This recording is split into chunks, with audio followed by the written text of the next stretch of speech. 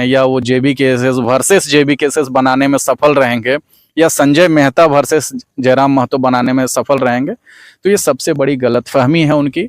कंपनियों में, फैक्ट्रियों में दुर्घटनाएं जो होती हैं उनको मुआवजा दिलाने के लिए वो कितने कारगर हो पाएंगे, ये भी हम लोग देखेंगे ना। साथ ही साथ वो जेबी केसेस बना लिए हैं ना, अब वो खुद का संकल्प महासभा करें, दिन भर भाषण दें, हर मंच पे जाएं, खूब बोलें, कितना बोलना चाहते हैं, क्या बोलना चाहते हैं, क्या वो बोलना चाहते थे जो उनको बोलने का मौका नहीं मिला। जेबी केसेस के प्लेटफॉर्म पे, अपने जेबी केसेस के प्लेटफॉर्म पे बोले, बताएं। हम लोग भी सुनना चाहते हैं कि वो क्या बोलना चाहते हैं थे जो कि जेबी केसेस जेएलकेम ने उनको मौका नहीं दिया। अब हम लोग सुनना चाहते हैं। अब वो भी सुप्रीमो बन गए हैं, सुप्रीमो बनने की उनकी ख्वाहिश थी, तो अभी वो फिर से वो सुप्रीमो बन गए हैं अपने जेबी केसेस में। अब हम लोग भी देखना चाहते हैं कि उनके अंडर जो लोग रहेंगे उनके साथ वो कितना न्याय कर पाएंगे। कि उनको अगर पार्टी में जगह नहीं मिल रहा था तो भाई कौन सा ऐसा पार्टी है जहां आपको कोई दामाद जैसा ट्रीट करेगा। कॉल को नहीं मानेंगे, किसी अध्यक्ष के ऑर्डर को नहीं मानेंगे, उनकी अनुमति लेना नहीं चाहेंगे, तो आप अपना पार्टी बना लिए ना, आप अपना संगठन बना लिए। संगठन बनाना बहुत आसान है, चलाना बहुत मुश्किल है। जोहार, नमस्कार। मैं सुरेंद्र कुमार और आप देख रहे हैं खतियानी खबर। झारखंड में विधानसभा के चुनाव जैसे जैसे नजदीक आ रही है, सभी पार्टियों ने दमखम लगाना शुरू कर दिया है। अभी हमारे साथ जेबी केसेस जेएलकेम के केंद्रीय प्रवक्ता संतोष महतो जी हैं। सबसे पहले दादा जोहार। सभी दर्शकों को झारखंडी जोहार। अभी झारखंड विधानसभा के चुनाव की सरगर्मी तेज हो गई है। संजय मेहता हजारीबाग लोकसभा प्रत्याशी थे, केंद्रीय उपाध्यक्ष भी थे, वो जेबी केसेस से इस्तीफा दे दिया। इस पर क्या कहेंगे? देखिए, आना जाना लगा रहता है। ये पहली दफा नहीं हो रहा है कि जेएलकेम पार्टी छोड़ के ही कुछ लोग गए हैं। इससे पहले चंपई सोरेन गए, उससे पहले बाबूलाल मरांडी गए, सरयू राय गए, तमाम चेहरे जाते हैं आते हैं। चुनाव के समय भारतीय लोकतंत्र की खासियत भी यही है और खराबी भी यही है कि चुनाव के समय दल बदल का चलता रहता है। लोग संगठन छोड़ के जाते हैं, कुछ लोग नए संगठन में आते भी हैं, तो ये कोई नई घटना नहीं है।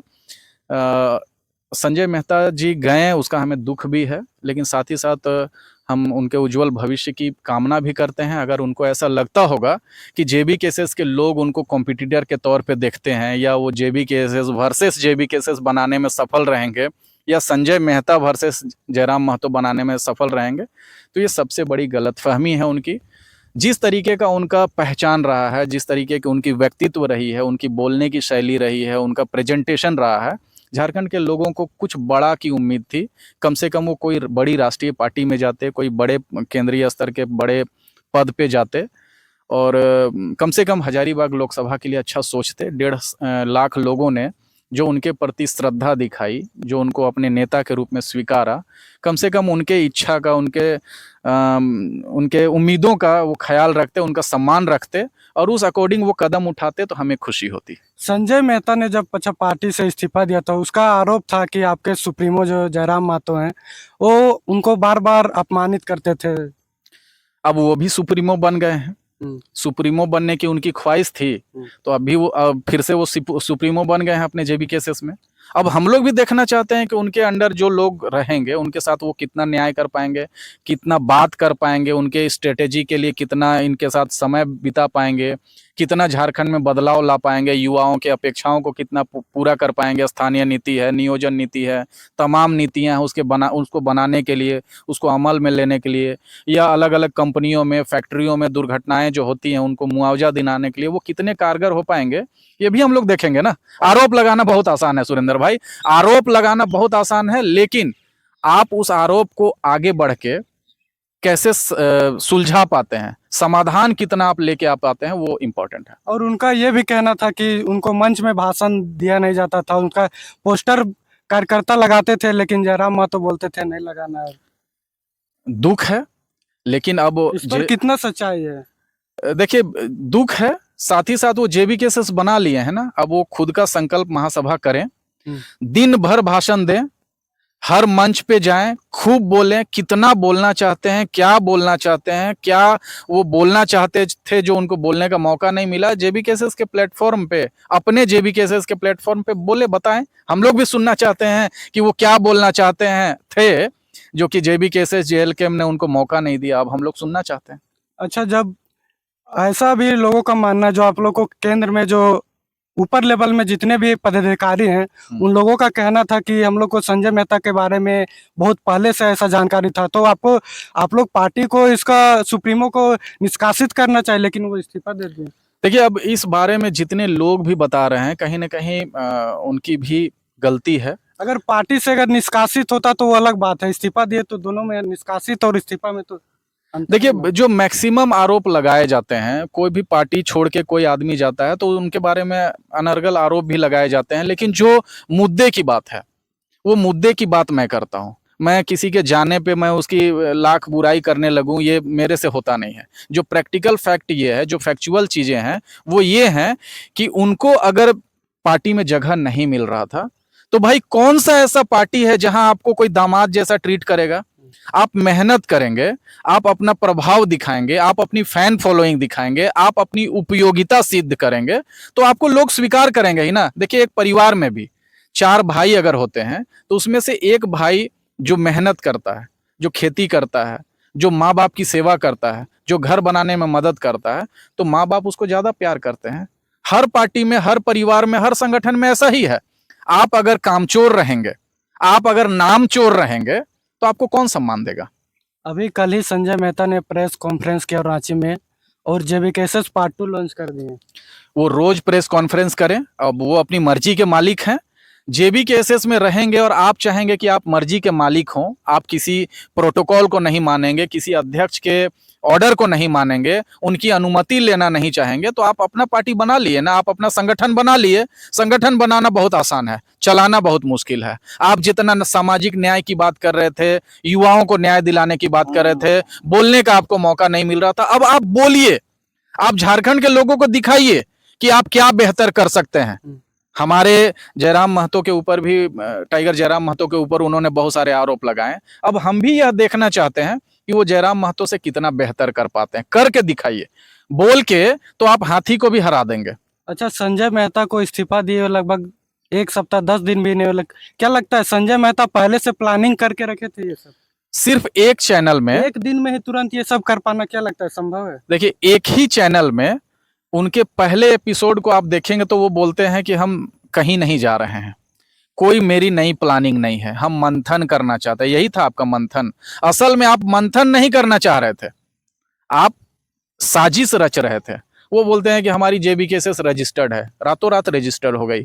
जरूर उसका पेपर वर्क आपने पहले किया, आपके दिमाग में साजिश पहले से चल रहा था, संगठन को तोड़ने का, संगठन के खिलाफ कुछ एक्टिविटी करने का। जरूर आप कहीं से प्रायोजित हैं। लोग आरोप इनके ऊपर लगाते थे, मैं खुद दुखी होता था कि नहीं, ऐसा नहीं है, सुलझे हुए व्यक्तित्व हैं, बुद्धिजीवी हैं, मुझे खुद भी तकलीफ होता था। लेकिन जो इन्होंने हथकंडा अपनाया, जो जेबीकेएसएस का कॉपी करने का इन्होंने प्रयास किया, इससे मुझे भी अब लगता है कि जो इनके ऊपर आरोप लगाए गए थे वो एकदम सही थे। क्योंकि कोई भी एक बुद्धिजीवी आदमी कम से कम किसी संगठन का नाम कॉपी करके और अपनी पहचान बनाने की कोशिश नहीं करेगा। क्योंकि आप कॉपी करके थोड़ा दिन, 2 दिन, 5 दिन, 10 दिन मीडिया में लाइमलाइट हासिल कर सकते हैं, लेकिन पब्लिक भी यह जानती है, मीडिया प्लेटफॉर्म भी जानते हैं, और झारखंड की जनता अब इतनी बेवकूफ नहीं रह गई है कि सिर्फ जेबीकेएसएस के नाम पे आपको पलकों पे बिठा ले।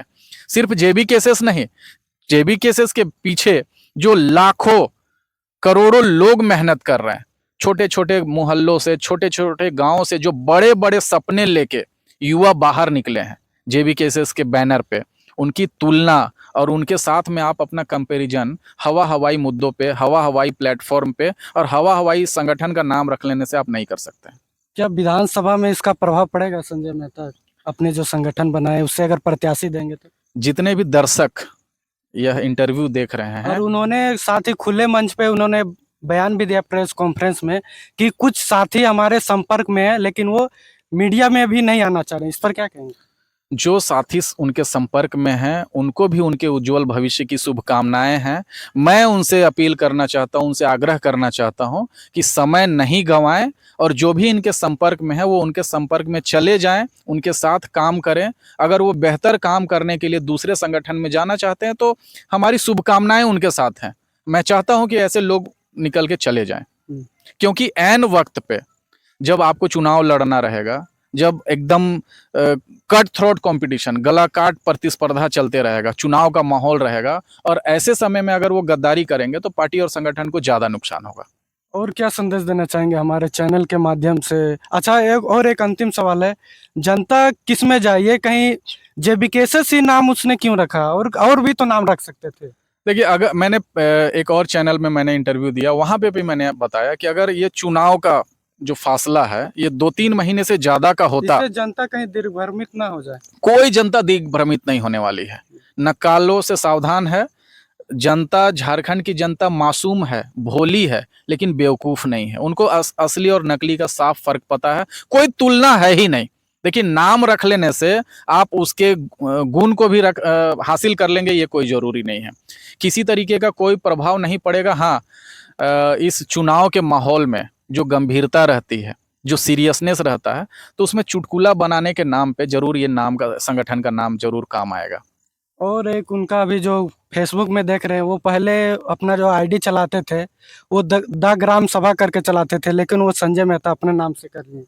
पर क्या कहेंगे? देखिए, झारखंड में और अभी नीति नियम दूसरा को बताने चल रहे हैं। झारखंड में एक कहावत है कि कोई ऐसा सगा नहीं है जिसको इन्होंने ठगा नहीं है।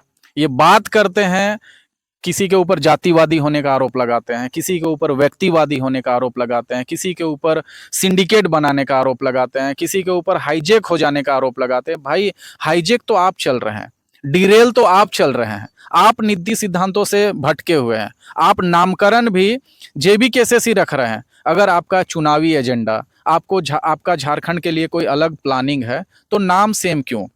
सेना समिति, समिति की सेना, यही तो स्पष्ट नहीं है। आप सेना के रूप में काम करेंगे कि समिति के रूप में काम करेंगे? ये नाम में ही आपका कंफ्यूजन है। जबरदस्ती का जेबीकेएसएस एडॉप्ट कर लेने से जेबीकेएसएस के पीछे जो लाखों करोड़ों युवाओं का जो संघर्ष है, जेबीकेएसएस ऐसे नहीं बन गया। ऐसा नहीं कि कोई एक आदमी आया, नाम रख दिया और हाईलाइट हो गया।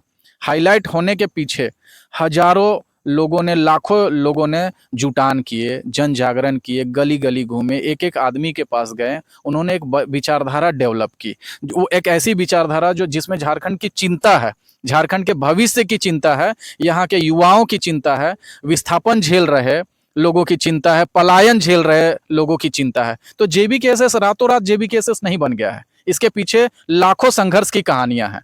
अच्छा, मेरा अंतिम सवाल है, जेबीकेएसएस और जेएलकेएम समर्थकों को क्या संदेश देना चाहेंगे? मैं यही संदेश देना चाहता हूं कि संघर्ष आप करेंगे, लंबा संघर्ष करेंगे, आप अगर नीयत साफ रखेंगे, आप अगर मकसद के लिए क्लियर रहेंगे, आप अपनी व्यू, अपनी विजन, अपनी प्लानिंग, अपनी स्ट्रेटेजी अगर किसी एक संगठन के लिए डिवोटेड लेके चलेंगे, तो यकीन मानिए कि संगठन भले ही रोज आपके काम नहीं आएगा, लेकिन जिंदगी के किसी एक मोड़ पे संगठन आपको इतना अच्छा सपोर्ट करेगा, इतना काम आएगा कि आपका पूरा जिंदगी का उनको दिया हुआ एफर्ट, दिया हुआ टाइम, दिया हुआ मेहनत, वो सफल हो जाएगा। तो संगठन के लिए समर्पित रहें, परिवार के लिए समर्पित रहें, राज्य हित के लिए समर्पित रहें, देश के संविधान के लिए समर्पित रहें, नीति के लिए समर्पित रहें, ईमानदारी से काम करें, आपको सफल होने से कोई रोक नहीं सकता। और मेरा एक अंतिम सवाल है, कुछ दिन पूर्व आपको सुप्रीमो टाइगर जयराम मातो रात्रि में एक बैठक रखे थे 8 बजे, क्या बैठक था जो रात को 8 बजे था? देखिए, इसमें उत्तरी छोटा नागपुर प्रमंडल के लोगों को बुलाया गया था। हमारे उत्तरी छोटा नागपुर प्रमंडल में जितने सेंट्रल मेंबर हैं और जितने जिला के पदाधिकारी हैं, उन लोगों को बुलाया गया था, जिसमें जो 7 जिले हैं उसके अंतर्गत जितने विधानसभा आते हैं, उन विधानसभा में योग्य प्रत्याशी के लिए जो है उनकी एक वोटिंग जैसा प्रक्रिया था, उनका मंतव्य, उनकी रायशुमारी के लिए उनको बुलाया गया था। इसमें मांडू के बारे में भी बात हुई, रामगढ़ के भी बारे में बात हुई, उत्तरी छोटा नागपुर क्षेत्र में जितने विधानसभा आते हैं उनके बारे में रायशुमारी का बैठक था। अच्छा, आपको सुप्रीमो अभी तक क्लियर नहीं कर रहे हैं कहाँ कहाँ से चुनाव लड़ेंगे? बहुत जल्द घोषणा हो जाएगी, आने वाले सप्ताह में ये सब कुछ स्पष्ट हो जाएगा कि किस विधानसभा से कौन प्रत्याशी होंगे। और कुछ संदेश देना चाहेंगे हमारे चैनल? संदेश यही कहना चाहता हूँ कि झारखंड बदलाव के ऐतिहासिक दौर से गुजर रहा है। ऐसे समय में धोखेबाजों से सतर्क रहें, गद्दारों से सतर्क रहें, जो लंगी मारने वाले लोग हैं उनसे सतर्क रहें, जो आपको भटकाना चाहते हैं, जो आपको झारखंडी हित से अलग व्यक्ति हित के तरफ मोड़ना चाहते हैं, उनसे सतर्क रहें, सावधान रहें, संगठित रहें, क्योंकि चुनाव 2 महीने के बाद चुनाव होने वाले हैं। ऐसे समय में अगर आप संगठित प्रयास नहीं कर पाएंगे तो जो चरमपंथी पार्टियां हैं, जो क्षेत्रवादी पार्टियां हैं, जो शासन करने के नियत से राजनीति में आई हैं, जो परिवारवाद से हावी पार्टियां हैं, उन लोगों को फिर एक बार जीतने का मौका मिलेगा और फिर सत्ता परिवर्तन के लिए आपको 5 साल संघर्ष करना पड़ेगा, 5 साल इंतजार करना पड़ेगा। लेकिन अगर आपके साझा प्रयास से, आपके संगठन के प्रयास से, आपके एकजुटता से अगर जेएलकेएम सत्ता में आती है तो इन 5 सालों में झारखंड की विस्थापन नीति, झारखंड की कृषि नीति, झारखंड की रोजगार नीति, झारखंड की विस्थापन नीति को बदला जा सकता है, बनाया जा सकता है और इन तमाम नीतियों को झारखंड के हित के लिए, झारखंड के लोगों के कल्याण के लिए बनाया जा सकता है। 5 सालों में झारखंड को स्वर्ग बनाया जा सकता है, झारखंड को विकसित राज्य बनाया जा सकता है और एक ऐसा झारखंड मॉडल बनाया जा सकता है जिसकी तुलना या जिसको फॉलो देश के और राज्य भी कर सकते हैं।